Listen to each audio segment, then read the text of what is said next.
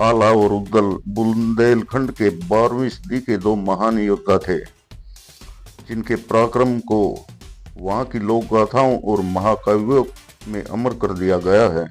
वे बनाफर समुदाय के थे और महोबा के चंदेल राजा परमाल की सेना के सेनापति थे।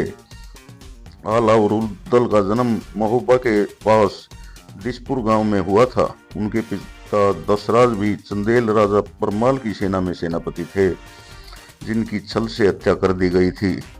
पिता की मृत्यु के बाद दोनों भाइयों का लालन पोषण राजा परमाल के संरक्षण में हुआ था। उन्होंने बड़े होने पर अपने पिता की हत्या का बदला लिया था।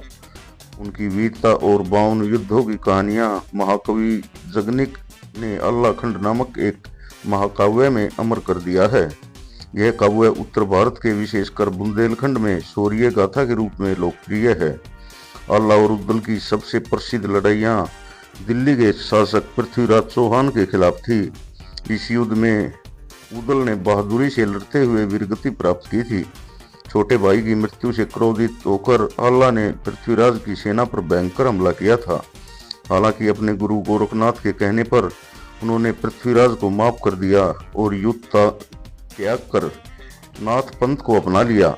आला में कई कथाओं और लोक गाथाओं के रूप में दर्शाया गया है, लेकिन महोबा पर पृथ्वीराज चौहान और के आक्रमण जैसी ऐतिहासिक घटनाओं की पुष्टि मदनापुर में मिले शिलालेखों से होती है, जो 1182 से 1183 के आसपास हुआ था।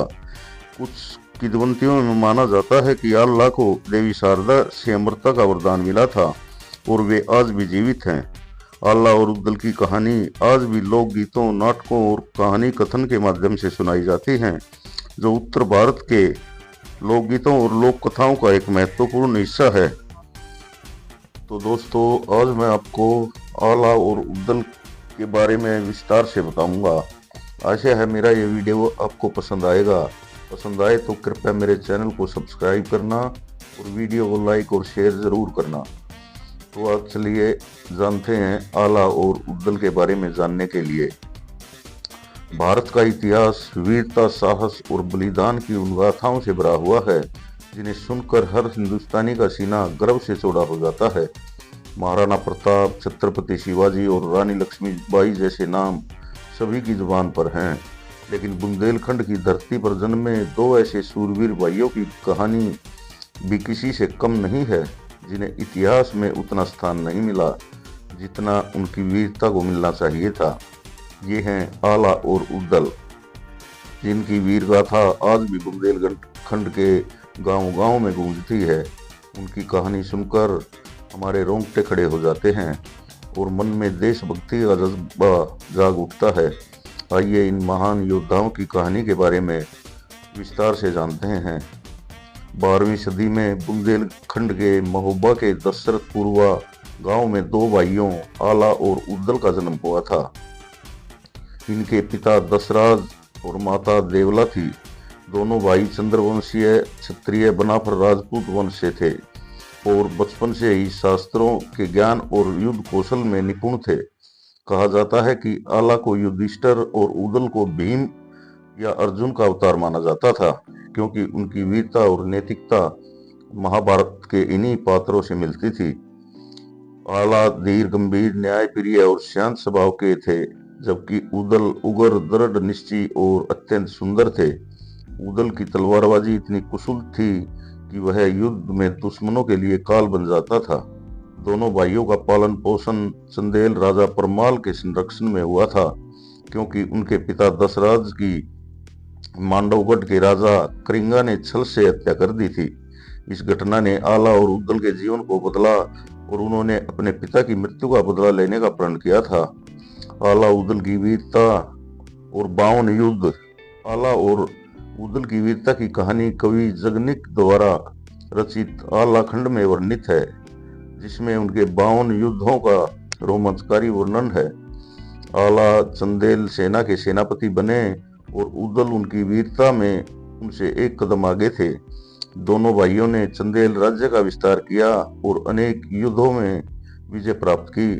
उनकी सबसे प्रसिद्ध लड़ाई दिल्ली के शासक पृथ्वीराज चौहान के साथ हुई थी, जो 11वीं सदी में बुंदेलखंड को जीतने के इरादे से महोबा पर आक्रमण करने आए थे। उस समय महोबा चंदेलों की राजधानी थी।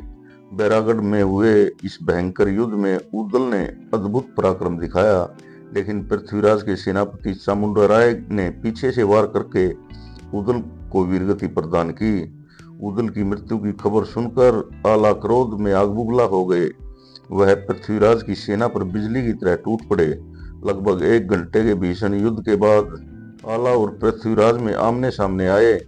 आला ने अपने पराक्रम से पृथ्वीराज को बुरी तरह घायल कर दिया और युद्ध में परास्त किया, लेकिन अपने गुरु गोरखनाथ के आदेश पर आला ने पृथ्वीराज को जीवन दान दे दिया और इसके बाद आला ने संन्यास ले लिया और मां शारदा की भक्ति में लीन हो गए। मां शारदा के परम भक्त थे आला मां दुर्गा और शारदा के परम भक्त थे। कहा जाता है कि उन्हें मां शारदा से अमरता का वरदान प्राप्त था। मेहर में मां शारदा के मंदिर में आज भी यह मान्यता है कि हर सुबह मंदिर खुलने से पहले आला और उदल मां की पूजा करते हैं। रात में मंदिर बंद होने के बाद भी सुबह पूजा के सबूत मिलते हैं, जिसे लोग आला की अमरता से जोड़ते हैं। मंदिर में आला की तलवार के अवशेष आज भी मौजूद हैं, जिसे कोई सीधा नहीं कर पाया है। उदल न केवल वीर योद्धा थे बल्कि अत्यंत सुंदर भी थे। उनकी प्रेम कथा भी उतनी ही रोचक है। एक बार नरवर में घूमते हुए उदल ने राजा मकरंदी की बहन राजकुमारी फुलवा को देखा और दोनों में प्रेम हो गया। इस प्रेम कथा ने उनकी वीरता की गाथा को और भी रोमांचकारी बना दिया। बुंदेलखंड की संस्कृति में आला उदल की वीरता आज भी उनका अभिन्न हिस्सा है। सावन के महीने में हर गांव गली में आला खंड के गीत गाए जाते हैं। तो महोबा में सामाजिक संस्कार इनके बिना अधूरे माने जाते हैं। लोग अपने बच्चों के नाम भी आला खंड से प्रेरित होकर ही लिखते हैं। आला की सेना में सभी वर्गों के लोग शामिल थे, जैसे लल्ला तमोली, धनुआ तेली, रूपन बारी, जो उनकी समावेशी नीति को दर्शाता है। उनकी वीरता ने न केवल युद्ध के मैदान में बल्कि सामाजिक न्याय और एकता के क्षेत्र में भी मिसाल कायम की थी। आला और उदल की कहानी केवल वीरता की नहीं बल्कि देशभक्ति, भाईचारे और बलिदान की भी है। उन्होंने अपने स्वामी को और मातृभूमि के लिए सब कुछ समर्पित कर दिया था। उनकी गाथा हमें सिखाती है कि एक सच्चा योद्धा वही है जो अपने कर्तव्य और नैतिकता के प्रति अडिग रहता है। आला का संन्यास लेना और पृथ्वीराज को जीवन दान देना उनके उच्च चरित्र को दर्शाता है। आज भी महोबा में उदल चौक पर लोग घोड़े पर सवार होकर नहीं गुजरते, क्योंकि यह उनके सम्मान का प्रतीक है।